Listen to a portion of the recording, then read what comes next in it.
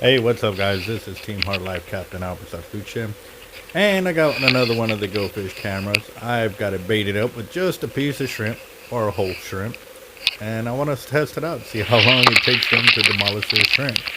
I didn't know at the time there was so much perch out there, so I figured I'd give it a shot. Maybe we can get some quick on drum or something like that. So let's check this one out.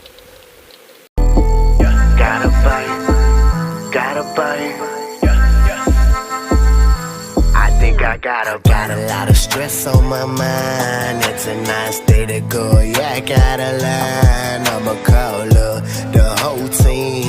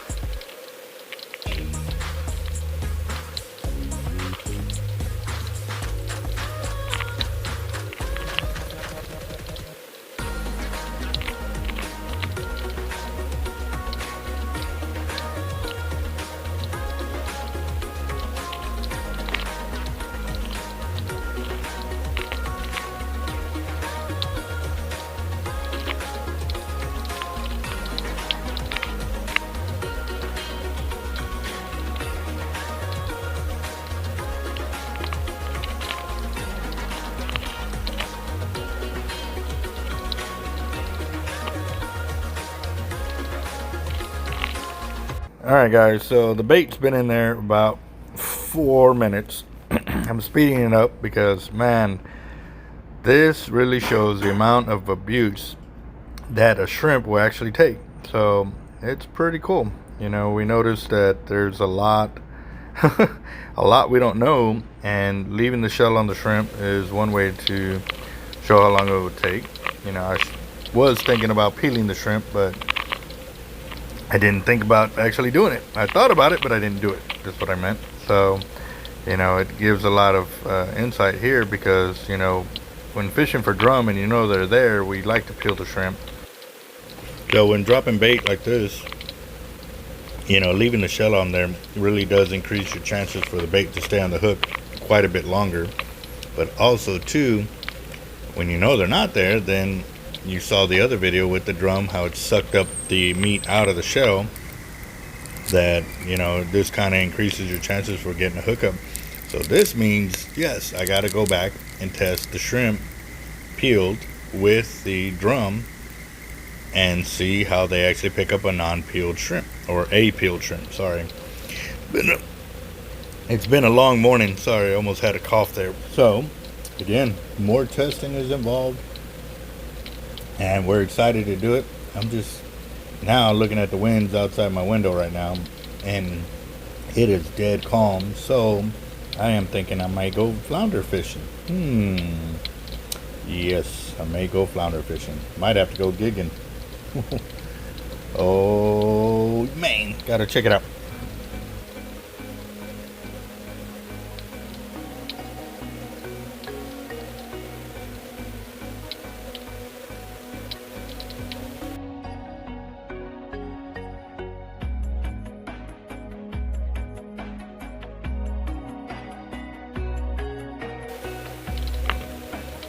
Well, right there you have it. It was about 8 minutes into there where they finally were able to pull this large shrimp off the hook.